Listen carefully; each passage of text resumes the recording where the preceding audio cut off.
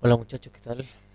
En esta oportunidad vamos a hablar un poco de estadística, pero de una estadística un poco más avanzada, ¿ya? Una estadística mucho más útil y también se relaciona mucho con la probabilidad también, así que tienen un enlace directo, ¿ya? Lo primero que vamos a ver, el primer concepto que vamos a estudiar tiene que ver con el concepto de una muestra al azar. Cómo yo elijo una muestra de algo para poder hacer algún estudio estadístico o estudio probabilístico, quizás. Entonces, quiero que presten atención al siguiente ejemplo que voy a mencionar. Dice, Eduardo y Antonia llegaron al Parque Nacional Pan de Azúcar a estudiar la fauna del lugar para calcular, para calcular la población total de una colonia de pingüinos que habitan en el parque. Siguieron el siguiente procedimiento. Durante 4 días capturaron 120 pingüinos. ¿Ya? O sea, durante 4 días tomaron 120 pingüinos de estos que viven ahí en ese parque.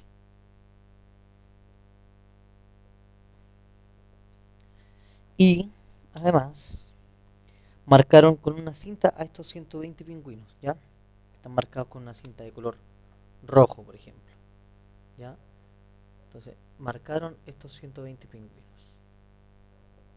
Ahora, una semana después de esto, en diversos sitios del parque capturaron a 160 pingüinos, o sea, varios días después.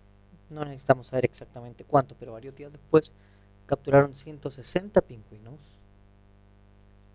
de los cuales de los cuales 30 estaban marcados. O sea, de estos 160, 30 estaban marcados. O sea, fíjense en la siguiente idea que se establece acá. Lo primero que decimos es, como teníamos en un principio 120 pingüinos, ¿cierto? Que fue lo que capturaron en esos 4 días y los marcaron. O sea, están esos 120 pingüinos marcados. Luego de un tiempo, capturaron 160 pingüinos, pero de estos 160 que capturaron, habían solo 30 marcados. O sea, yo en un principio marqué 120, pero resulta que después con los días encontré 160, de los cuales solo 30 estaban marcados. Es decir, hay muchos más pingüinos de los que yo marqué, evidentemente. Ahora, la gracia de esto es poder llegar a la conclusión de que se puede estimar el número de pingüinos, más o menos la población de pingüinos que hay, a partir de estos datos. ¿De qué manera se hace? Bueno, lo vamos a hacer de la siguiente manera. Y esto es solamente una estimación, ¿ya? Entonces, en algunas ocasiones, lo que necesitamos obtener es el número de elementos que tiene una población. O sea, idealmente para hacer un estudio necesitamos saber más o menos cuántos números tiene esta población, cuántos elementos, ¿ya? Pero para este fin concreto se toma una muestra, se marca y se devuelve a la población originaria, como lo que acabamos de hacer. Tomamos 120 pingüinos y los marcamos, los devolvimos a su población original y luego vamos viendo algunas relaciones. Luego de esta se toma una segunda muestra, o sea, tomamos la primera muestra de 120, luego tomamos la segunda muestra de 160 y se forma una razón con su total, ¿ya? Entregando así un valor aproximado del tamaño de la muestra. O sea, con estos datos que yo marqué acá, podemos hacer una estimación de cuántos pingüinos pueden haber, ¿ya? No es un número exacto, no nos va a decir específicamente cuántos pueden haber, ya que eso está delimitado por otras especies de factores, pero podemos hacer una estimación más o menos. Entonces, en este caso que nosotros presentamos de los pingüinos, el tamaño de la población lo vamos a calcular de la siguiente manera. De esos 160 que yo encontré, solo 30 estaban marcados. Entonces voy a decir lo siguiente. 30 estaban marcados de los 160 que yo encontré. Estoy diciendo una razón. Y la otra razón sería, o sea que si hay 30 de esos 160 marcados, ¿cuántos tendrán que haber de esos 120 que yo marqué? ¿Ya? Esa es la razón que establecemos acá. La voy a escribir de nuevo para que no les quepa duda. Digo, 30 estaban marcados de la segunda muestra que yo tomé, de esos 160. Y esto debería ser proporcional a los 120 que yo marqué en un principio. O sea, si encontré 30 marcados de esos 160 tiene que ser una proporción en relación a los 120 primeros que yo marqué. Entonces, lo que hacemos es despejar la variable x acá. ¿De qué manera? Fíjense que la x está dividiendo, si la traslado al otro lado pasa multiplicando. O hacemos la famosa multiplicación cruzada. Es 30 por x, o x por 30, igual a 160 por 120. Como el 30 está multiplicando, pasa al otro lado dividiendo. ¿Ya? Entonces lo hacemos de esta manera. Voy a borrar acá esta parte para seguir haciendo el cálculo. Entonces, esto va a ser equivalente a 640. ¿Ya? O sea, estimativamente la población de pingüinos es 640. Pero vamos a decir lo siguiente. En vez de poner una letra X ahí para decir que es una ecuación, vamos a trabajar con la letra N de muestra. La letra N en estadística, en probabilidad, se refiere a muestra o al tamaño de la muestra. ¿Ya? Entonces N va a ser igual a 640. Ese es el tamaño estimado de la población de pingüinos que deberían haber para que la proporción se mantenga. ¿Ya? Entonces ese es el cálculo. Es una estimación de la cantidad de la población, ya que dependerá de lo representativa que sea la muestra escogida. O sea, siempre tomo una muestra que sea, ojalá, lo más representativamente posible, o sea, lo más fielmente representativa de la población que yo quiero estudiar. Bueno, pero esto de la estimación en la práctica es muy difícil, por esta razón se toman varias muestras para mejorarla. O sea, cuando yo quiero estudiar, hacer un análisis estadístico a nivel poblacional con las personas, por ejemplo, siempre se van tomando varias muestras. O sea, tomo una primera muestra y voy haciendo muchas comparaciones, porque con estas dos comparaciones que yo hice, o sea, tomamos dos muestras, una primera de 120 y luego una de 160, pero eso no es suficiente. O sea, yo tendría que haber hecho muchas más quizá si quiero estudiar la población de pingüinos que hay, por ejemplo, en todo el sector sur de nuestro país. Pero como estoy trabajando en un espacio más pequeño, puedo permitirme este asunto, ¿ya? Entonces, para que la muestra sea representativa, lo que se debe es considerar varios aspectos. Por ejemplo, uno de ellos es el tamaño de la muestra. Mientras mayor sea su tamaño, mayor será su confiabilidad. O sea, mientras más grande tome yo una muestra, en este caso tomamos 120 pingüinos, ¿ya? Podríamos haber tomado muchos más, quizás. Mientras más tomemos, en el fondo, más fiel o más confianza nos va a dar nuestra estimación, ¿ya? O sea, podría haber hecho un estudio de muchos más días para haber tomado, no sé, unos 400 pingüinos, y la estimación que me habría dado seguramente es mucho más fiel que esta de acá. Entonces, pero la contraparte que tiene esto es que es mucho más costoso el trabajo. O sea, por una parte, mientras mayor sea la muestra que yo tome, más confiable me resulta la estimación, también me va a resultar más tedioso, más trabajoso. Y por otra parte, el otro aspecto que es importante se relaciona con lo que es el muestreo, y es que todos los integrantes de la población tengan la misma probabilidad de ser seleccionados para confirmar la muestra. ¿Ya? O sea, tengo que tratar de elegir tal cantidad de elementos de esta población que todos tengan la misma opción de poder salir elegidos alguna vez. Por este motivo, entonces, la selección debe ser siempre al azar. Siempre tiene que ser una elección al azar. Y así yo me aseguro que cada uno tenga la misma probabilidad de salir. Porque si yo estoy buscando específicamente, por ejemplo, en este mismo caso de los pingüinos, estoy buscando los pingüinos que tengan, no sé, una manchita negra en el estómago, en la guatita, van a haber momentos en que elija al mismo sin haberme dado cuenta quizá. O sea, puedo elegir a uno más de una vez. Entonces, si yo lo hago al azar, esa probabilidad de que elija al mismo pingüino de nuevo es mucho más baja. O sea, es más certero en el fondo que elija siempre a pingüinos diferentes. Y en este caso entonces se dice que es una muestra aleatoria. Muestra aleatoria es una muestra cuando se escoge al azar, ¿ya? Eso es el término de muestra aleatoria.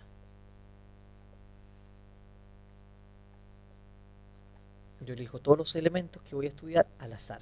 Eso es una muestra aleatoria, ¿ya? Ese es un concepto importante. ¿Ya? Muestras al azar o muestra aleatoria. Eso estamos hablando.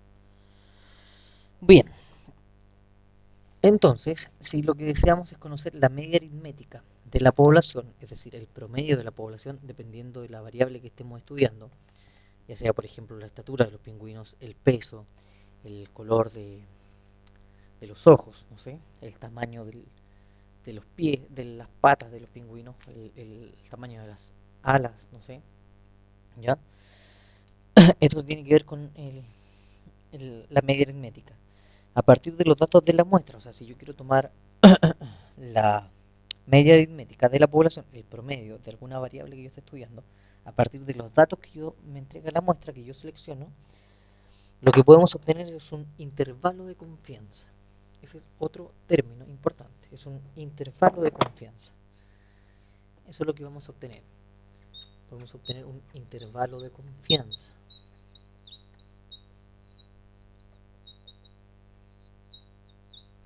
O sea, en el fondo yo selecciono, establezco este promedio y lo coloco dentro de ciertos parámetros, dos números específicos, lo encierro ahí. Eso es un intervalo.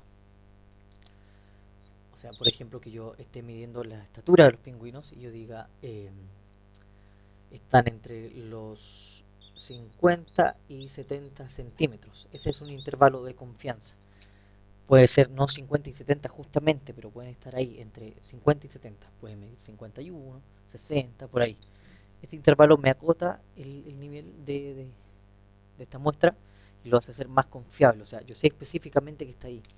Porque si hago un estudio de la media aritmética, la media aritmética me puede decir que es mucho más grande que eso de repente, ¿ya? Y eso genera ciertas confusiones. Ahora bien, el intervalo de confianza, tal como lo dice, me permite acotar esto en, en unos parámetros mucho más pequeños, ¿ya? Es mucho más confiable el estudio, a eso voy, dentro de estos números que fuera de ellos. Entonces, con este intervalo de confianza, podemos obtener este intervalo de confianza de modo que se pueda asegurar que la media, que este promedio se encuentra dentro de dicho intervalo, ¿ya? Con un nivel de confianza dado. O sea, necesitamos manejar lo que es el nivel de confianza y el intervalo de confianza, perdón, y el nivel de confianza. Ese es otro término también muy importante, el nivel de confianza y el intervalo de confianza. Entonces, para calcular lo que es la media poblacional, o el promedio de la población, ya media y promedio o media aritmética es exactamente lo mismo. La media poblacional se encuentra en el siguiente intervalo, y acá quiero que presten mucha atención, por favor. Para que no se confundan, esto acá en la parte de estadística y probabilidad se ocupan muchas fórmulas, así que esta fórmula se establece y se dice que corresponde a cada uno de ellos, y trabajamos en base a esas fórmulas. Entonces, la media poblacional se encuentra en este intervalo de confianza. Entonces, intervalo de confianza para la media. Intervalo de confianza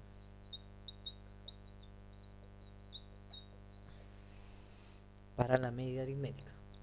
O en realidad para la media poblacional. Porque yo estoy sacando un promedio de la población a partir de un promedio que yo saco de las muestras. O sea, estoy infiriendo más allá. Es el siguiente. Ese es el promedio de la muestra menos un valor K por S partido por la raíz de N. Ese es el límite inferior de este intervalo y el otro es el límite superior.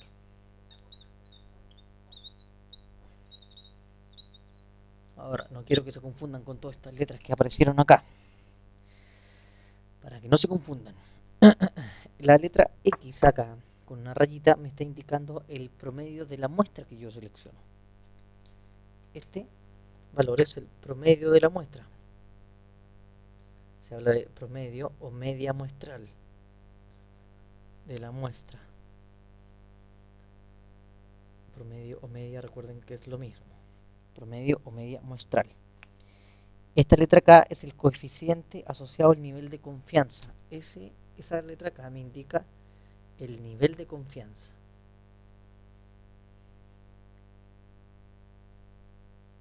¿Ya? Es el nivel de confianza.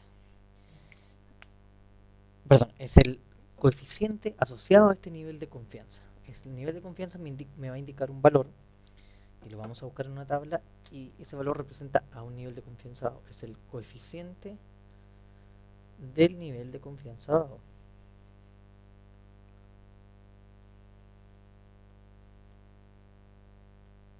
¿Ya? El nivel de confianza dado. La letra S es la desviación estándar de la muestra.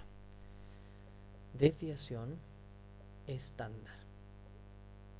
Les voy a también explicar lo que es la desviación estándar de la muestra. Ya, la letra S es la desviación. Y N es el tamaño de la muestra. La letra N es el tamaño de la muestra. Por ejemplo, en el caso de los pingüinos que hicimos, yo elegí primero a 120 pingüinos. Si voy a usar esa muestra para calcular la media de la población, bueno, digo que la raíz de esa N, o sea, el N representa el tamaño de la muestra. En este caso yo tomé una muestra de 120. Para hacer los cálculos tendría que reemplazar y todo ahí, ¿ya? Entonces, ese es el intervalo de confianza para la media poblacional o para la media de la población. La media de la población. Bueno, entonces, para que no se enreden. Promedio de la muestra. El coeficiente de nivel de confianza dado o el coeficiente asociado a un nivel de confianza dado. La desviación estándar y el tamaño de la muestra. Uno es menor, el límite inferior de ese intervalo siempre es con menos y el límite superior es con más. ¿Ya? O sea, elijo yo el promedio y siempre le resto algo o le sumo algo para que se mueva entre esos dos valores. ¿Ya? En términos gráficos, lo que estoy diciendo acá es esto de alguna manera. Yo sé que el promedio está más o menos aquí. Entonces, el promedio poblacional se va a mover entre este valor de acá, el límite inferior de este intervalo, y acá el límite superior de este intervalo, que sería cada uno de esos términos. O sea, yo los encierro acá. Yo sé que está ahí dentro de ese intervalo el promedio poblacional. ¿Ya? Entonces, siguiendo con esto, entonces, también está el margen de error. Justamente ese valor que yo resto o que yo sumo para dejar un intervalo, ¿cierto? Para encerrar de alguna manera este promedio poblacional o esta media poblacional, se denomina margen de error. ¿Ya? Hay un margen de error siempre. Cuando uno tiende a calcular algunas cosas de la manera más exacta posible, siempre tiende a dejar un margen de error en caso de cualquier cosa. El margen de error, entonces, depende del nivel de confianza y del tamaño de la muestra. ¿Ya? O sea, mientras mayor sea el nivel de confianza, menor es el margen de error. Mientras menor sea el nivel de confianza, mayor es el margen de error que yo voy a tomar. Y el error se denomina con la letra E y va a depender de K por S partido por la raíz de N. El coeficiente del nivel de confianza dado, coeficiente asociado al nivel de confianza dado, la desviación estándar, desviación estándar, y el N es el tamaño de la muestra. ¿Ya? Tamaño de la muestra. Este es el coeficiente asociado al nivel de confianza dado.